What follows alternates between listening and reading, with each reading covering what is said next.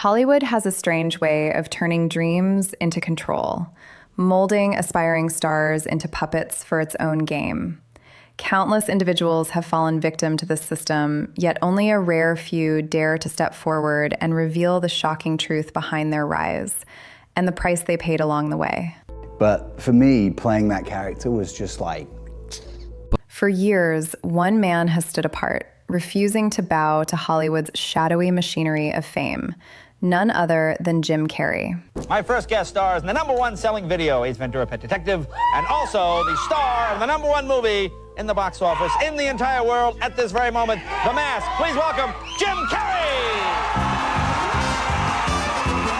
Hollywood has a strange way of turning dreams into control, molding aspiring stars into puppets for its own game.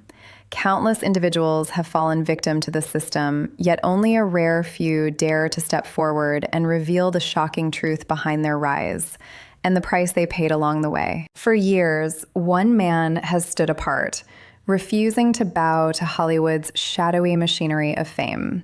None other than Jim Carrey. From his explosive rise in the 90s to becoming one of the industry's most unpredictable and outspoken voices, Carrey has always marched to the beat of his own drum. This comedian-turned-actor has made millions, won fans across the globe, and then walked away just when everyone expected him to keep climbing. I have enough. I've done enough. I am enough. From his meteoric rise in the 90s to becoming one of Hollywood's most unpredictable voices, Jim Carrey has always followed his own path. This comedian-turned-actor earned millions, won fans across the globe, and then shocked everyone by stepping back when the world expected him to keep climbing. I have enough. I've done enough. I am enough. Today, the man once known for electrifying every room with his humor has turned his energy toward challenging Hollywood itself. Along the way, he's found himself tangled in bizarre controversies and swirling conspiracy theories, leaving fans questioning, who is Jim Carrey really, beyond the laughter and the fame? This is the story of the actor Hollywood couldn't control. Long before the world knew Jim Carrey, he was born into a modest home in the Canadian town of Newmarket. Raised by a stay-at-home mom and a father who traded his dream of being a saxophonist for a career in accounting, Carrey grew up in a household where ambition met reality. His mother, who had once tried her hand at acting before ultimately stepping back to care for Jim and his 3 siblings, exposed him early to the world of performance. Surrounded by parents who were passionate about entertainment but never quite succeeded, a young Jim Carrey ignited a determination within, a fire that would shape the man he would one day become. When I was a kid, I spent half my time in the living room performing for people. I spent the other half the time in my bedroom by myself, writing poetry and sketching. But comedy didn't capture Jim's heart immediately. It wasn't until his mother developed chronic health issues that he discovered its true power. Using humor as a way to lift her spirits and bring light to an otherwise difficult situation. You have such an incredible talent for physical comedy. Where did that come from? Desperation. Desperation? I had a sick mom, man. I wanted to make her feel better. But life was about to take an even darker turn. Jim's father lost his job, plunging the family from comfortable middle-class living into harsh poverty. They eventually lost their home entirely and were forced to live in a cramped motor van. Even as Jim sensed that something was seriously wrong, his father tried to downplay the severity of their situation, leaving the young Carrey to navigate hardship far beyond his years. But he kept me in the dark a lot, you know. They didn't want me to know what was going on anyway because they were embarrassed. It's a very embarrassing thing. You know, like I would say, Dad, are we by any chance living below the poverty line? And he'd say, no, son. We're rich as long as we have each other. Now get in the dumpster. Eventually, Jim came to fully understand the gravity of their financial struggles, and he was determined to change their story at any cost. At just 16 years old, he made a bold move that most teenagers wouldn't even consider, setting the stage for the extraordinary path that lay ahead. living in a van, you know, the whole deal.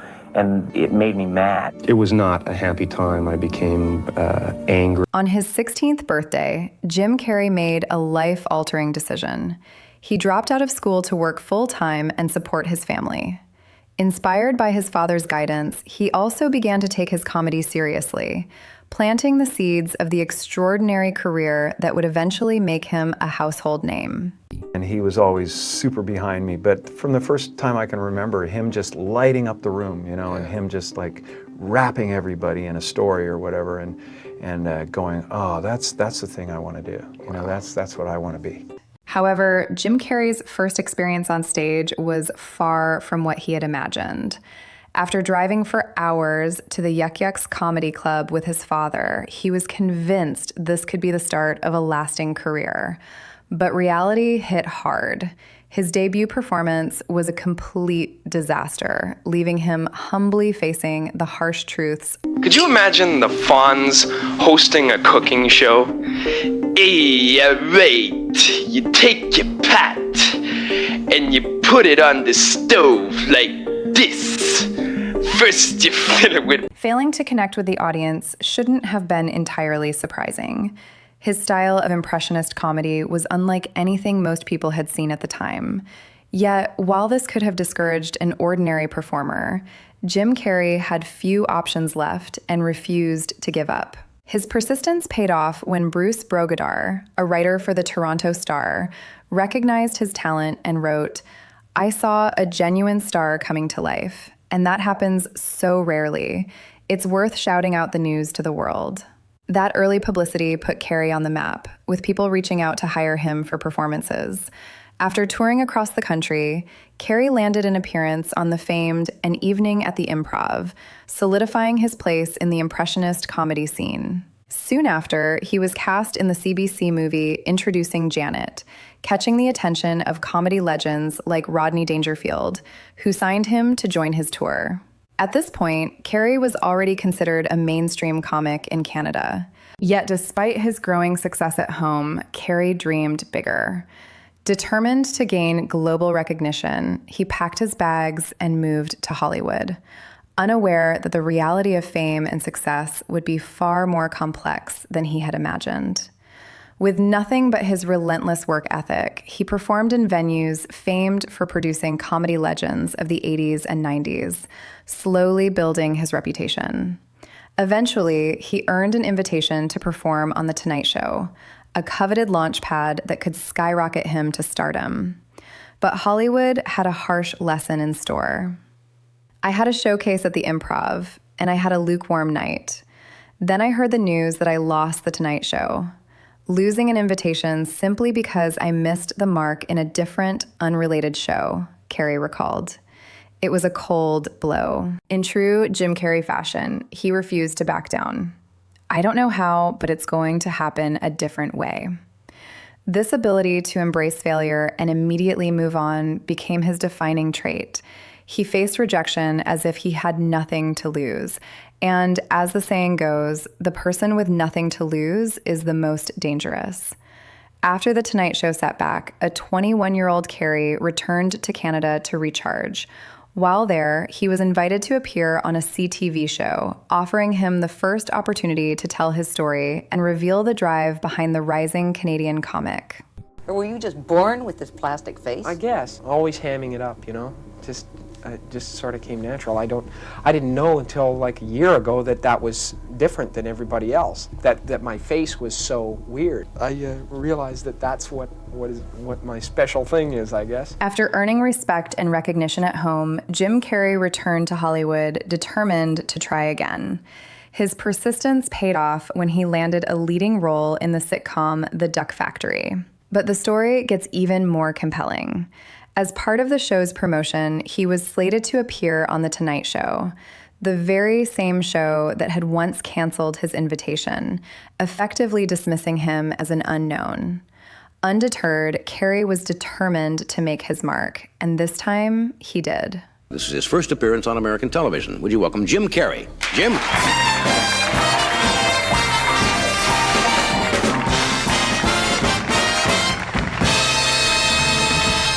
And he didn't just appear on the show as an unknown newcomer as originally intended.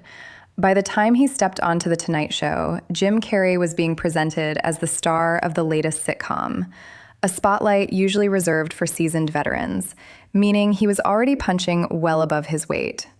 During that debut, he didn't just perform. He put on a full-blown spectacle, showcasing the energy, charisma, and comedic genius that would soon make him a household name. They'll jump and that jump again to swing. So hold the night down, jump and sing that rock. Everybody, let's rock. Everybody in the wholesale block. Who's dancing to the jazz rock? Who's dancing? Jack Nicholson.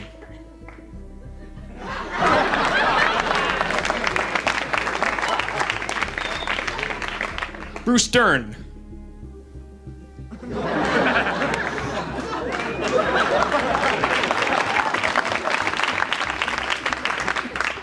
Clint Eastwood.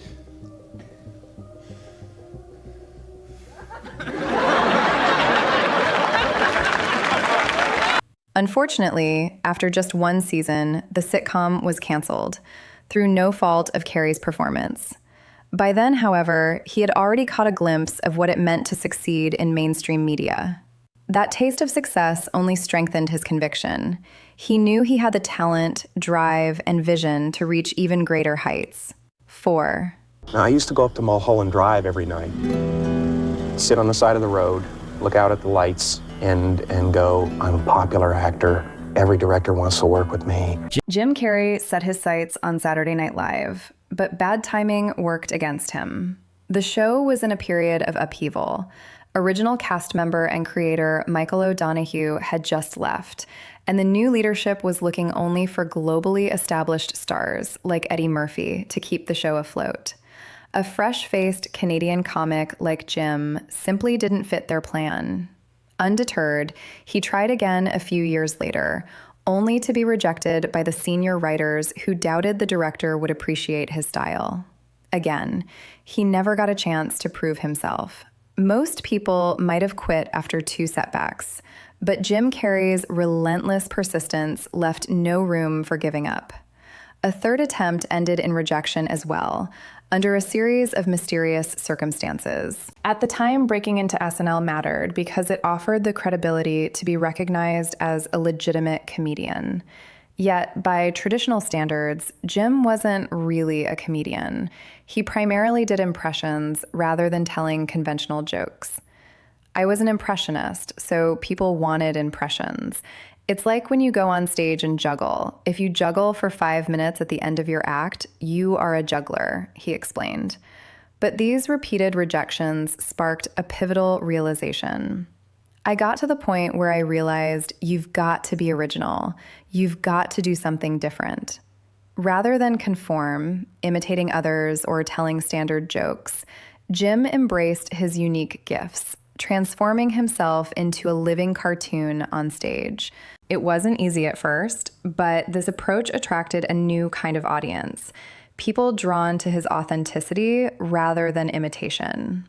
In retrospect, being denied by SNL became the catalyst for his exponential growth.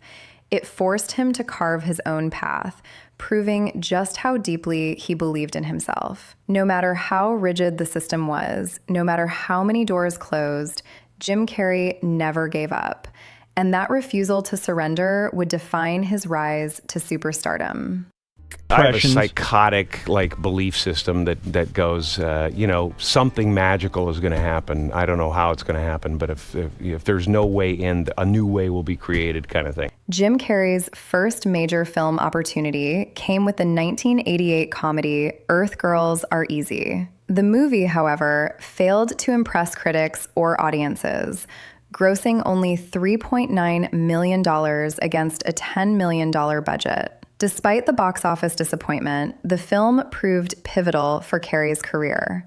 On set, he met Damon Wayans, who was immediately struck by Jim's explosive energy and undeniable talent.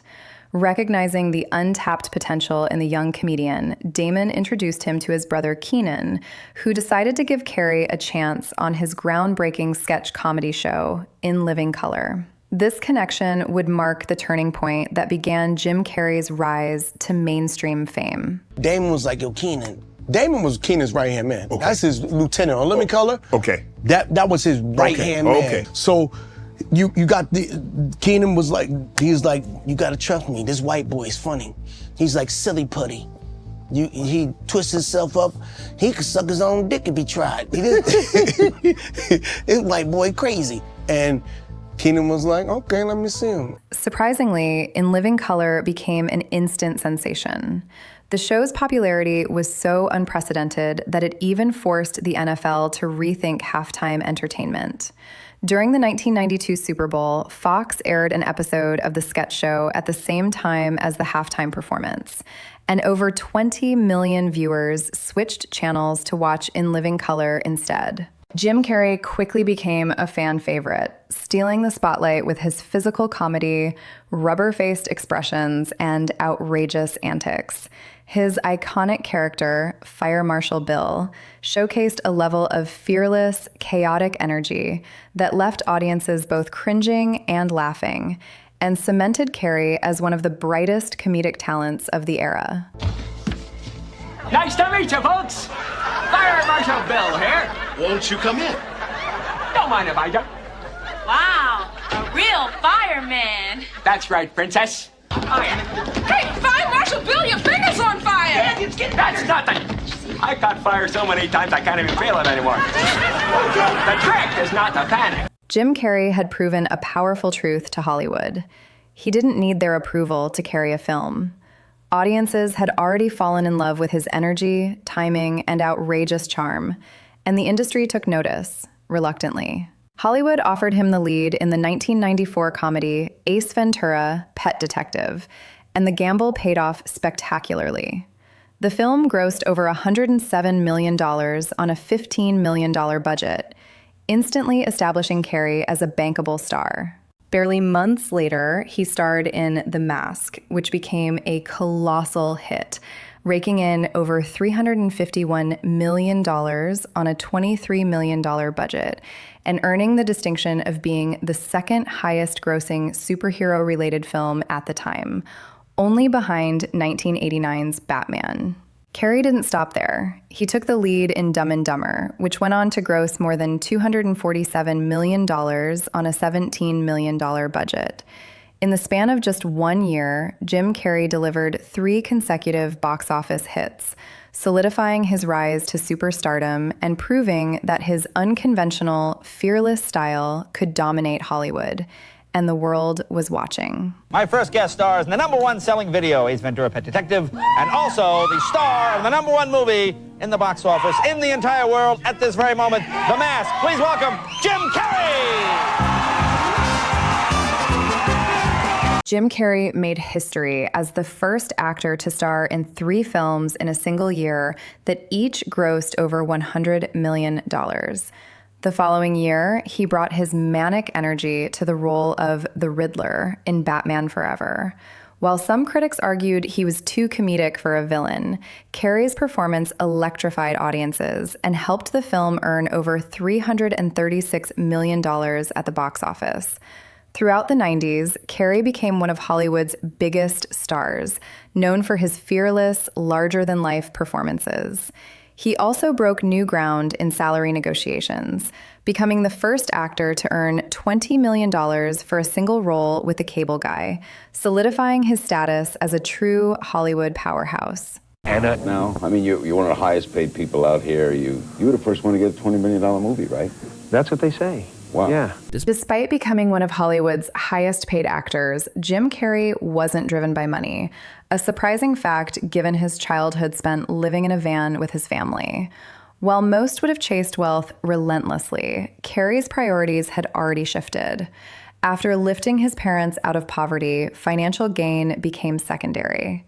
What truly mattered to him was the craft itself, the art of performance, the freedom to create, and the ability to push boundaries in ways that no paycheck could measure.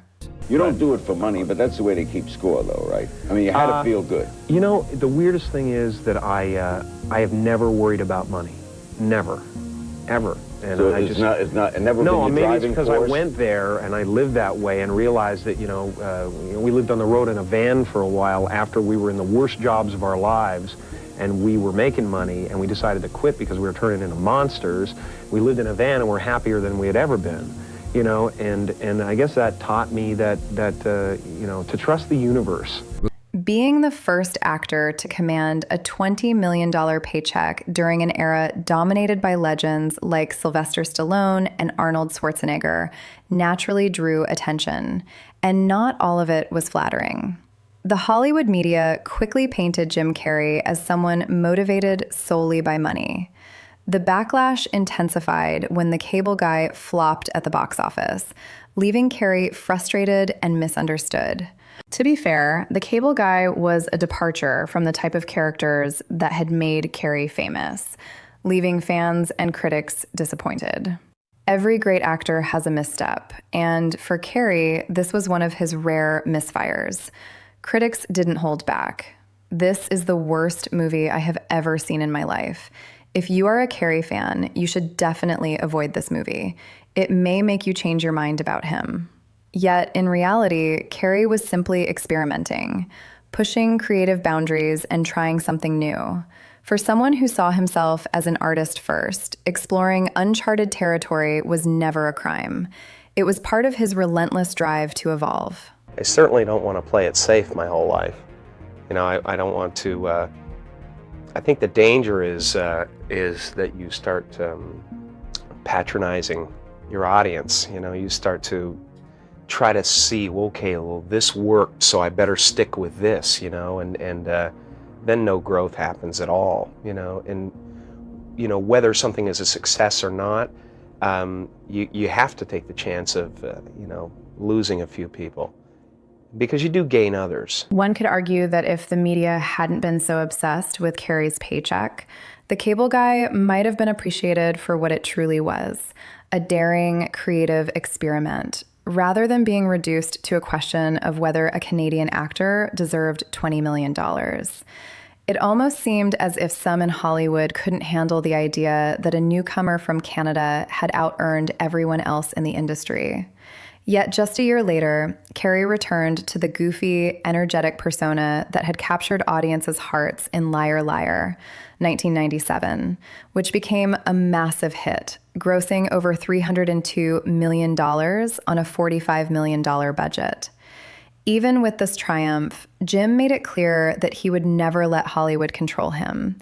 He continued to push boundaries and experiment creatively, a journey that ultimately led to what many consider his masterpiece, The Truman Show, a film that showcased both his depth as an actor and his fearless approach to art. Without the Ace Ventura, I wouldn't be doing it.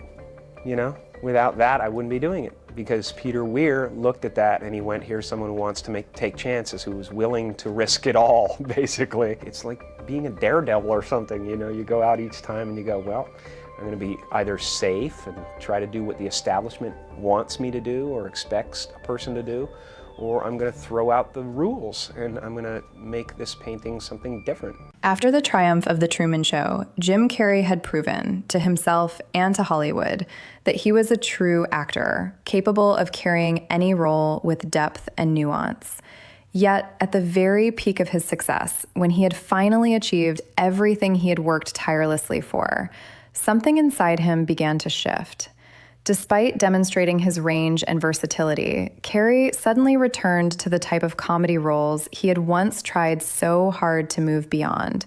This led to a series of hits, including Man on the Moon, How the Grinch Stole Christmas, Me, Myself, and Irene, Bruce Almighty, Yes Man, and more. For nearly a decade, he avoided experimentation, sticking to back-to-back comedic projects. Fans and critics alike were left questioning why a man who had once championed artistic risk now seemed content to stay within familiar territory. On paper, however, this period remained a high point in Carrey's career.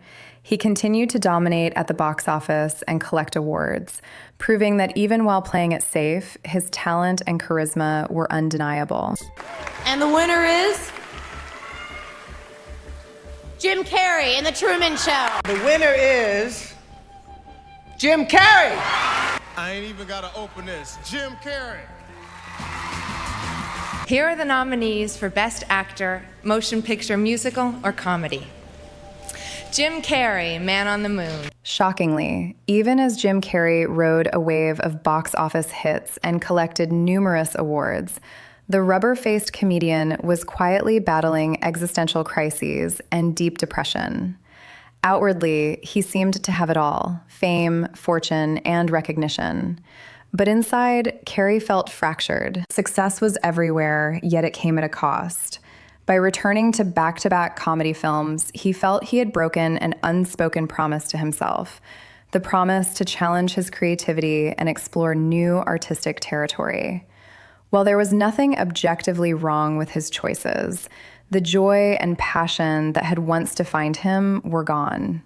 On the surface, everything looked perfect, but beneath it all, the Jim Carrey that audiences adored felt lost, replaced by a version that was successful yet strangely hollow. I've read a couple of places where you said you've struggled with depression from time to time. I was on Prozac for a long time. Yep, I was on Prozac for a long time, and I'm not sure. It may have helped me out of a jam for a little bit, but people stay on it forever.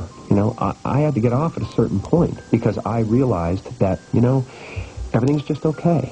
No peaks and valleys. There are peaks, there are valleys, but they're all kind of carved and smoothed out, and it feels like a low level of despair you live in, where you're not getting any answers, but you're living okay. As we've seen, this was precisely the struggle Jim Carrey faced. No matter how much fame or fortune he accumulated, the satisfaction he sought never arrived. At some point, the pressure to conform and the emptiness of success collided, and something had to give. Yet, in the midst of this turmoil, Carrey made a discovery that offered a new path, a way to live that didn't require him to become just another puppet in Hollywood's relentless machine. For the first time, he glimpsed a life guided by his own rules, creativity, and authenticity, rather than by the demands of an industry that sought to control him. I woke up and I suddenly got it. I understood suddenly how thought was just an illusory thing, and how thought is responsible for, if not all, most of the suffering we experience. And suddenly I was thrown into this expansive, amazing feeling of freedom from myself, from my problems. Jim Carrey made a startling shift, stepping fully into the spotlight as someone entirely different. This transformation was on full display during his commencement speech at the MIU graduation, where audiences witnessed a side of him that was profound, unfiltered, and far removed from the manic comedian they thought they knew. Because everything you gain in life will rot and fall apart, and all that will be left of you is what was in your heart. I wondered who I'd be without my fame. Who would I be if I said things that people didn't want to hear? Or if I defied their expectations of me? 7. At first glance, Jim Carrey's MIU commencement speech might have seemed like just another graduation address. But coming from a man whose public persona was always defined by wit and physical comedy, it was completely unexpected. By this point, his film career in the 2010s had slowed considerably. Of 6 films released during that decade, only 2 turned a meaningful profit, grossing $169 million and $187 million on modest $50 million budgets. On the surface, those numbers weren't disastrous, but compared to the $300 million plus blockbusters of the 90s, it was a dramatic downturn. Yet Carrey seemed unfazed. What mattered most to him was the freedom to create on his own terms, to share his art exactly the way he envisioned it, even if it went against Hollywood's expectations. This independence was fueled by frustration with the industry. Despite decades of success, he had never been nominated for an Oscar. It felt as though Hollywood was determined to trap him in a box, an endlessly entertaining slapstick persona, while denying him meaningful recognition for his range and creativity. Whenever Carrey strayed from convention, backlash followed. At the 1999 Oscars, The Truman Show was completely snubbed, despite arguably outperforming several of that year's nominees. Yet he refused to let the industry dictate his career or his choices. By the 2010s, Carrey's defiance had evolved into something more audacious. He appeared determined to challenge Hollywood itself, hinting at exposing the dark underbelly of the system. During the promotion of Dumb and Dumber 2 in 2014, he dropped a cryptic and slightly unsettling comment on Jimmy Kimmel Live, signaling to the world that he would no longer play by their rules. Is that a gang sign? Have you, Oh, like you don't know what it is. You don't know what that is. I have no idea. Well, you don't know. Jimmy Fallon doesn't know. David Letterman doesn't know. We don't know. All the comics and show business don't know what this is. Right? Yeah. What is it? Come on, Jimmy. Seriously, the time is up. On the surface, it might have seemed like just another joke. Classic Jim Carrey wit in action. But by this point, he was no longer the kind of performer who went on stage with only a punchline up his sleeve. There was a darker undertone to his words, hinting at something far more unsettling. Those in the audience later described the experience as deeply disturbing. I was in the crowd that night, one witness recalled, and no one was laughing. People looked genuinely scared. The laughter wasn't real. It was fake, added to cover up the tension. Everyone was freaked out. Though no original copy of the video exists to confirm if it was manipulated or edited to convey a different message, one thing was clear. By this time, Jim Carrey had made it unmistakably obvious that he was willing to challenge Hollywood and perhaps even expose its secrets. I'm here tonight to blow the lid off it, to be the whistleblower. I'm sick and tired of the secrets and the lies. It is the secret symbol of the Illuminati, and you're a part of it, and it is the all-mocking tongue. Some fans genuinely speculate that Jim Carrey was risking everything, including his safety, to call out Hollywood's hidden machinery. But tragedy struck. Just a year later, his girlfriend passed away, sparking intense and dark speculation. While conspiracy theories swirled, official reports stated that she allegedly overdosed on pills, taking her own life. There is no credible evidence linking her death to any outside influence or secret organization. Following her death, her family filed a wrongful death lawsuit against Carrey, claiming he was responsible for the pills she consumed. Given Carrey's past struggles with substance use, the claim seemed plausible to some, but he fought back, filing a countersuit and labeling the case as blatant extortion. Ultimately, the lawsuit was dismissed. Despite the controversy, Carrey has continued to drop cryptic hints over the years, suggesting that a hidden entity may be pulling the strings behind Hollywood's glittering facade, an idea that has fueled speculation, intrigue, and countless theories among fans. Well, they say they're celebrating icons inside. Celebrating Do you believe icons. in Boy, that is just the absolute lowest aiming, possibility that we could come up with. It's like icons. Do you believe in icons? I don't believe in personalities. I don't believe that you exist, but there is a wonderful fragrance in the air. In fact, Carrey's transformation went so far that he reportedly tried to make people question whether the public persona Jim Carrey was real at all.